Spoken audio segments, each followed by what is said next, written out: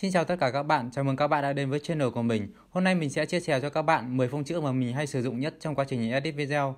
Link tải mình để ở phần mô tả.